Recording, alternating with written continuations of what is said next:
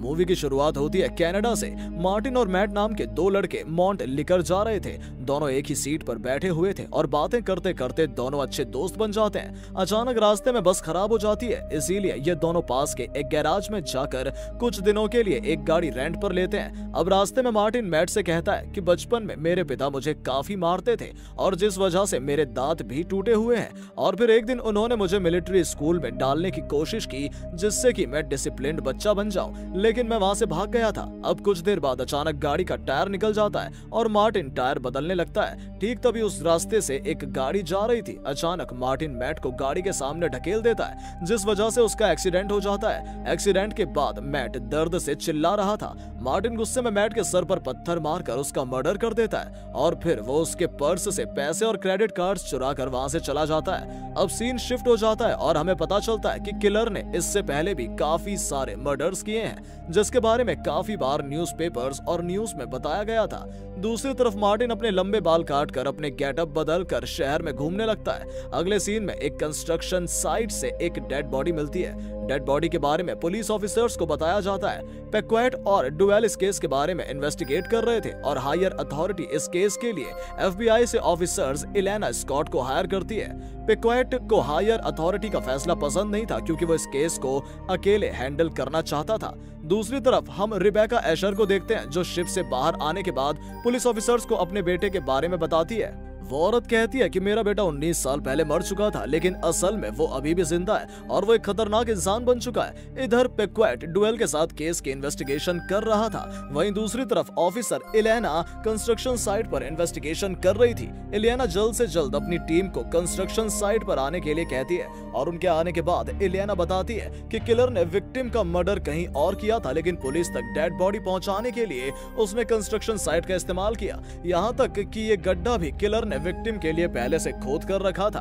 पेक्वेट को एलिना की बातों पर विश्वास नहीं था क्योंकि पेक्वेट FBI ऑफिसर्स को पसंद नहीं करता था। अब एलिना पूरी तरह से टीम फोरेंसिक डिपार्टमेंट के डॉक्टर से मिलती है। विक्टिम की बॉडी काफी बुरी तरह से सड़ चुकी थी, इसीलिए ऑफिसर इलेना जल्द से जल्द फोरेंसिक डिपार्टमेंट को स्कल कंस्ट्रक्शन की मदद से फेस बनाने के ऑर्डर्स देती है। कुछ देर बाद पेक्वेट की टीम को मैट की लाश मिलती है। इस केस की इन्वेस्टिगेशन करने के बाद पता चलता है कि मैट एक हफ्ते पहले अपना घर छोड़कर भाग गया था क्योंकि उसे अपने पिता के साथ रहना पसंद नहीं था और उसका कोई दोस्त भी नहीं था, लेकिन उसकी मौत के बाद भी कोई उसके क्रेडिट कार्ड का इस्तेमाल कर रहा है। अगली सुबह ऑफिसर इलेना ऑफिस पहुंचती है। केस के पहले सस्पेक्ट जेम्स कोस्टा को बुलाया जाता है जिसकी वजह से गाड़ी का एक्सीडेंट हुआ था। जेम्स बताता है कि जब मैं गाड़ी चला रहा था तब अचानक से एक आदमी ने मैट को गाड़ी के सामने धक्का दे दिया जिस वजह से उसकी मौत हो गई और फिर किलर ने मैट के चेहरे पर पत्थर मारना शुरू कर दिया। मैंने उसे रोकने की कोशिश की थी लेकिन तब तक किलर वहां से भाग चुका था। जेम्स को अच्छी तरह से किलर की शक्ल याद थी और वो एक आर्टिस्ट था, इसीलिए वो किलर का चेहरा बनाने लगता है। ठीक तभी केस के बारे में पूछताछ करने के लिए इलियाना भी कमरे में आती है और वो भी उसके सेम सवाल उससे पूछने लगती है। इलियाना को सस्पेक्ट पर शक था, इसीलिए वो एक्सीडेंट से जुड़ी कुछ चीजें उनके सामने फेंकने लगती है। जेम्स ये सारी चीजें देखकर काफी डर जाता है और इससे हम समझ पाते हैं कि जेम्स किलर नहीं है और कुछ देर बाद जेम्स इलियाना को किलर की पिक्चर बनाकर देता है। इलियाना इस केस को लेकर काफी परेशान थी, वो रात भर सो भी नहीं पा रही थी।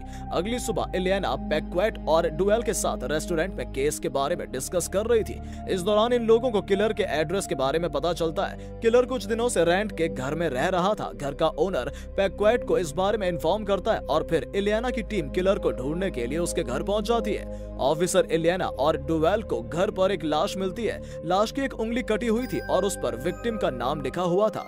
विक्टिम का नाम था क्लार्क विलियम एडवर्ड्स और ऑटोप्सी के बाद पता चलता है कि विक्टिम को काफी ब्रूटली से मारा गया था। कुछ देर बाद इलियाना केस के बारे में सोच कर परेशान हो रही थी। इस दौरान इलियाना रेस्टोरेंट में थी। ठीक तभी वहां जेम्स चला आता है। जेम्स इलियाना को केस के बारे में काफी कुछ बताने लगता है और दोनों काफी देर तक बातें करते हैं। इसके अलावा जेम्स इलियाना को अपने आर्ट गैलरी के बारे में बताता है, साथ ही वो उसे आर्ट गैलरी में आने के लिए इनवाइट करता है। अगले सीन में इलियाना और उसकी पूरी टीम को रिबेका एशर के बारे में पता चलता है। इलियाना रिबेका से पूछताछ करने के लिए उसके घर पर जाती है। रिबेका बताती है काफी सालों पहले उसका बेटा मार्टिन रोड एक्सीडेंट की वजह से मारा गया था और मार्टिन का एक जुड़वा भाई भी था जिसका नाम रेसा था। रेसा 14 साल की उम्र में अपने भाई मार्टिन को बिल्डिंग से नीचे गिरते हुए बचा रहा था, लेकिन इस बीच उसकी मौत हो गई और रेसा की मौत के 2 साल बाद मार्टिन रोड एक्सीडेंट में मारा गया। ये सारी बातें जानने के बाद इलियाना को काफी अजीब लग रहा था और उसे रिबेका पर शक होने लगता है। जाते जाते इलियाना नोटिस करती है रिबेका के घर में लाइब्रेरी के पीछे एक सीक्रेट दरवाजा है। इसके बारे में वो अपनी टीम को बताती है। कुछ देर बाद इलियाना अपनी टीम के साथ सेमेट्री से मार्टिन की लाश ऑटोप्सी से निकलवा लेती है और लाश की ऑटोप्सी करने के बाद पता चलता है कि रिबेका ने मार्टिन के एक्सीडेंट के बारे में जो कुछ भी बताया था वो सब कुछ झूठ था। एक्सीडेंट के साथ मार्टिन के बॉडी की ऑटोप्सी रिपोर्ट मैच नहीं कर रही थी। रिबेका को झूठ सबके सामने आ चुका था। इधर लाइब्रेरी के बारे में जानने के लिए इलियाना डुवेल की मदद लेकर चोरी चोरी रिबेका के घर में जाती है और छिपकर लाइब्रेरी के अंदर जाने लगती है। लाइब्रेरी के अंदर मार्टिन का एक सीक्रेट कमरा था। इस कमरे में काफी अजीब चीजें थी और इसके अलावा कमरे में जगह जगह मार्टिन लिखा हुआ था। केस के बारे में सोचने के लिए इलियाना बेड पर सो जाती है। ठीक तभी एक आदमी उस पर अटैक करता है। जैसे तैसे वो वहां से भाग जाती है। अगली सुबह इलियाना अपनी टीम को रिबेका के बारे में बताने लगती है। इलियाना कहती है कि मुझे लगता है रिबेका हमसे काफी कुछ छिपा रही है, क्योंकि उसकी लाइब्रेरी के अंदर उसने काफी कुछ छिपा कर रखा है। कुछ देर बाद इलियाना फिर से केस के बारे में सोचने लगती है। वो समझ पाती है कि मार्टिन अभी भी जिंदा है और वो अपनी आइडेंटिटी बदलकर लोगों का मर्डर करता है। अगली सुबह मीटिंग के दौरान इलियाना हायर अथॉरिटी और अपनी टीम को बताती है कि पिछले 20 सालों से मार्टिन काफी लोगों का मर्डर करके अपनी आइडेंटिटी बदलता रहता है। रेसा की मौत के बाद रिबेका अपने बेटे मार्टिन से नफरत करती थी, क्योंकि उसकी वजह से रेसा की मौत हुई थी। इसीलिए मार्टिन अपनी माँ से भी नहीं मिलता है। एक एक करके वो 20 विक्टिम्स के नाम बताती है और हमें पता चलता है कि अब तक इन विक्टिम्स की मर्डर मिस्ट्री सॉल्व नहीं हुई है। ठीक तभी पुलिस ऑफिसर्स को पता चलता है कि जेम्स कोस्टा के आर्ट गैलरी में किसी ने अटैक किया था। इलियाना अपनी पूरी टीम के साथ इन्वेस्टिगेशन करने के लिए आर्ट गैलरी में पहुंचती है और पूछताछ करते करते उसे पता चलता है कि क्लार्क विलियम एडवर्ड नाम का आदमी जेम्स का नया क्लाइंट है। क्लार्क विलियम उन 20 विक्टिम्स में से एक था। इलियाना और उसकी टीम समझ पाते हैं कि क्लार्क ही मार्टिन है और उसका अगला टारगेट जेम्स है। इलियाना को आर्ट गैलरी में जेम्स के लिए एक नोट मिलता है। उन्हें पता लगता है कि जेम्स की आर्ट गैलरी में क्लार्क ने ही अटैक किया था। क्लार्क विलियम मैट के केस का फाइनल सस्पेक्ट बन चुका था, इसीलिए उसे पकड़ने के लिए इलियाना जेम्स को अपने प्लान का हिस्सा बनाती है और उसके घर के चारों तरफ सिक्योरिटी टाइट कर देती है। अब रात को जेम्स क्लार्क विलियम से मिलने के लिए बार में जा रहा था। पुलिस क्लार्क को पकड़ने के लिए बार में छिपी हुई थी और उन दोनों की सारी बातें जानने के लिए पुलिस ने जेम्स की बॉडी पर एक माइक्रोफोन भी लगा दिया था।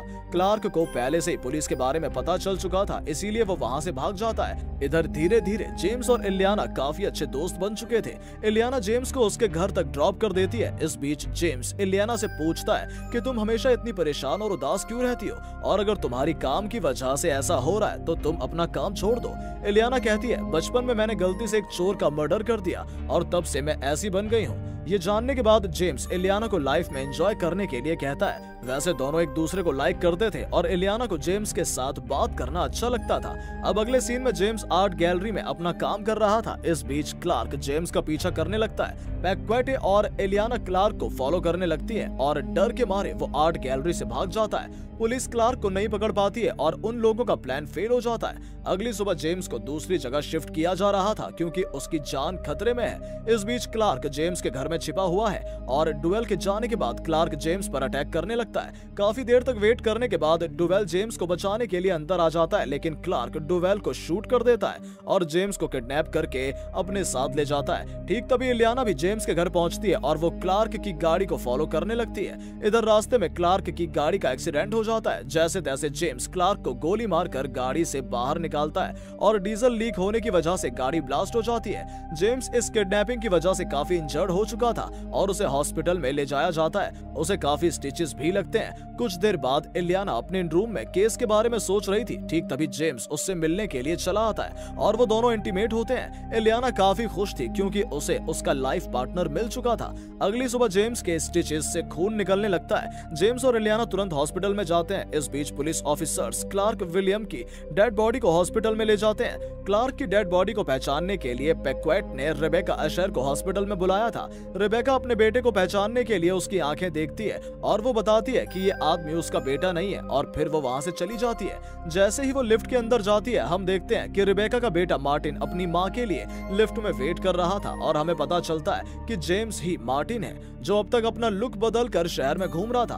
मार्टिन यानी जेम्स अपनी माँ से कहने लगता है कि आप हमेशा रेसा को अपना बेटा मानती थी और उसकी मौत के बाद आपने मुझे काफी टॉर्चर किया। आप कभी मुझसे प्यार नहीं करती थी, इसीलिए आपने मुझे उस लाइब्रेरी के सीक्रेट कमरे में 2 साल तक बंद करके रखा और अब इतने लोगों की मौत के बाद आपकी मौत होगी। जेम्स गुस्से में ब्रूटली अपनी माँ का मर्डर कर देता है। इस बीच जेम्स को ढूंढते ढूंढते इलियाना सीढ़ियों से नीचे पहुंचती है और वो जेम्स का असली चेहरा देख लेती है। इलियाना काफी शॉक्ड थी, लेकिन फिर भी वो अपनी टीम को जेम्स के बारे में इन्फॉर्म करती है। पुलिस जेम्स को फॉलो करती है, लेकिन जेम्स हॉस्पिटल से भाग चुका था और फिर वो रेलवे स्टेशन से दूसरे शहर में जाने लगता है। इधर इलियाना की वजह से पुलिस किलर को नहीं पकड़ पाई थी। इस बात को लेकर पैक्वेट काफी गुस्से में था। गुस्से में पैक्वेट पूरी टीम के सामने इलियाना को थप्पड़ मारता है। उधर ट्रेन में जेम्स एक आदमी का मर्डर करके अपना गेटअप बदल कर शहर से भाग जाता है। जेम्स किलर है, इसमें हमें पता चलता है कि जेम्स ने डुवेल और क्लार्क विलियम का खून किया था और खुद को बचाने के लिए वो अब तक नाटक कर रहा था। इसके अलावा जेम्स ने क्लार्क विलियम से करोड़ों रुपए उधार लिए थे और वही पैसे लेने के लिए क्लार्क विलियम जेम्स का पीछा कर रहा था। लेकिन जेम्स ने जानबूझकर क्लार्क विलियम के नाम से आर्ट गैलरी में नोट रखा था, जिससे कि पुलिस ऑफिसर्स को क्लार्क विलियम पर शक हो जाए और वो लोग क्लार्क को मार्टिन यानी किलर समझे। अब सीन शिफ्ट हो जाता है। केस को अब काफी महीने हो चुके थे। जेम्स के जाने के बाद इलियाना को केस से बाहर निकाल दिया जाता है। इलियाना प्रेग्नेंट थी, इसीलिए वो ये शहर छोड़कर कार्लिसेल में चली जाती है। लगभग 7 महीने बाद जेम्स इलियाना का पीछा करते करते उसके घर तक पहुंच जाता है। जेम्स जानता था कि इलियाना प्रेग्नेंट है, इसीलिए अब वो अपनी फैमिली और बच्चों के साथ रहना चाहता था। जेम्स इलियाना से कहता है कि हमें एक नई शुरुआत करनी चाहिए, लेकिन इलियाना जेम्स की बात मानने के लिए तैयार नहीं थी। गुस्से में जेम्स इलियाना को मारने लगता है और इलियाना नीचे गिर जाती है। इलियाना काफी बुरी तरह इंजर्ड हो चुकी थी और उसके पेट में काफी दर्द हो रहा था, लेकिन अपने गुस्से की वजह से जेम्स इलियाना को काफी टॉर्चर करता है। कुछ देर बाद जेम्स इलियाना को किस करने के लिए कहता है, लेकिन इलियाना उसे किस करने से मना कर देती है और अब जेम्स इलियाना का मर्डर करने का प्लान बनाता है। इलियाना भी अब कैंची की मदद से जेम्स को मारना चाहती थी, लेकिन जेम्स काफी चालाक था और वो कैंची से इलियाना के पेट में स्टैब कर देता है। लेकिन इसके बाद भी इलियाना को चोट नहीं लगती है। वो तुरंत कैंची को निकालकर जेम्स के चेस्ट में घुसा देती है, जिसके बाद उसकी मौत हो जाती है और फिर हमें पता चलता है कि इलियाना प्रेग्नेंट नहीं थी। इलियाना जेम्स को पकड़ने के लिए प्रेगनेंसी का नाटक कर रही थी। कुछ देर बाद इलियाना अपनी टीम मेंबर्स को जेम्स की लाश ले जाने के लिए बुलाती है। इस कॉल से हम ये जान पाते हैं कि इलियाना कभी भी इस केस से बाहर नहीं थी। वो जेम्स को पकड़ने के लिए एक मिशन पर थी, क्योंकि उसकी वजह से जेम्स पिछली बार भाग गया था और इसी के साथ ये मूवी एंड हो जाती है। तो दोस्तों, ये वीडियो आपको कैसी लगी कमेंट बॉक्स में जरूर बताएं। वीडियो पसंद आई हो तो वीडियो को लाइक और शेयर करें और चैनल को सब्सक्राइब कर दीजिए। मिलते हैं आपसे अगले मजेदार वीडियो के साथ।